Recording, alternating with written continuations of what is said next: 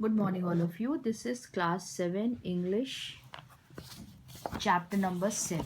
The story or the lesson name is The Tempest. ये story Shakespeare की है, Tempest. ठीक है, ये एक बेटे और उसकी आदमी और उसकी बेटी की कहानी है. उस आदमी का नाम था प्रॉस्पेरो और उसकी बेटी थी, उसका नाम था मिरिंडा. वो लोग एक आइलैंड पे रहते थे. ये उन्हीं के बारे में story. Once upon a time there lived an wise old man and his daughter on a lonely island. एक आइलैंड पे रहते थे. मैन का नाम था Prospero. He was a magician, मतलब वो एक जादूगर था. His daughter's name was Miranda who was a beautiful young lady of 16. और उसकी बेटी का नाम मिरेंडा था जो 16 साल की थी. Prospero was able to command the spirits of the island to obey him by his great knowledge of the art of magic. और प्रॉस्पेरो जो था वो एक मैजिशियन था और वो उस आइलैंड की या जो द्वीप था वहाँ पर जितनी स्पिरिट्स या आत्माएं रहती थी उनको अपने वश में करना जानता था, क्योंकि वो एक जादूगर था. उसको इसकी बहुत ज़्यादा नॉलेज थी. Ariel was the chief of this gentle spirit. लेकिन वो जो स्पिरिट्स या आत्माएं उसके वश में रहती थी वो अच्छी आत्माएं थी और उनका जो चीफ था उसका नाम था aerial. He was a lively little creature who was not only devoted to his master but also full of mischief.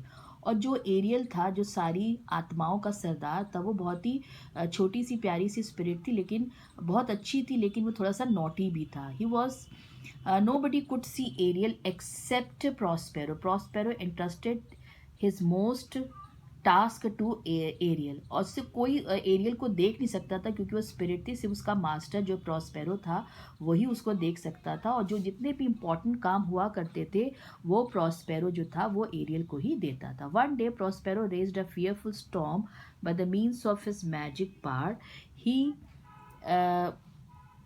He took his daughter to the beach to which a ship struggling against. एक बार क्या हुआ कि Prospero ने देखा एक ship आ रही है सी में, और उसने क्या किया, अपने मैजिक से उस सी में या समुंदर में एक बहुत बड़ा तूफान उठाया और वो अपनी बेटी को वहाँ पर ले गया बीच के किनारे और देखने के लिए कि देखो मैं क्या कर रहा हूँ. और जो शिप थी वो डगमगाने लगी क्योंकि तूफान बहुत तेज़ था और ऐसा लग रहा था कि शिप किसी भी वक्त डूब जाएगी या जहाज़ किसी भी वक्त जो था वो डूब जाएगा. और जो उस पर सवार लोग थे, ह्यूमन बींग्स थे, वो थोड़ी देर में चिल्लाने लगे. Oh my dear father, she cried, if you have raise this dreadful storm you have people aboard the ship, please don't let them drown.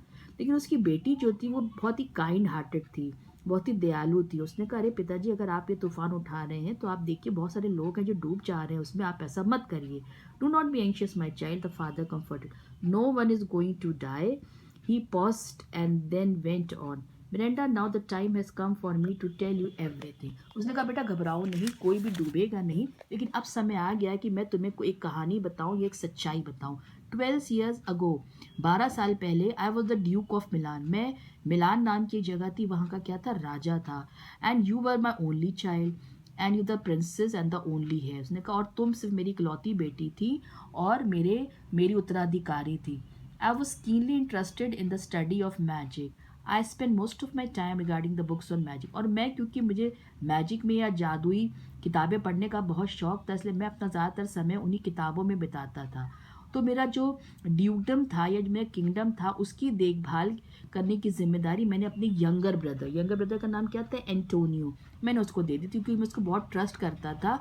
लेकिन क्या हुआ, एंटोनियो जो मेरा भाई था या तुम्हारा चाचा था वो बहुत ही ज़्यादा षड्यंत्रकारी था, झूठा था, और उसने क्या किया, उसने मेरा राज्य मुझसे छीन लिया. And he was able to do with the help of his ally the king of Naples. और इसने ऐसा कैसे किया, किंग ऑफ नेपल्स एक राजा था उसकी मदद से किया.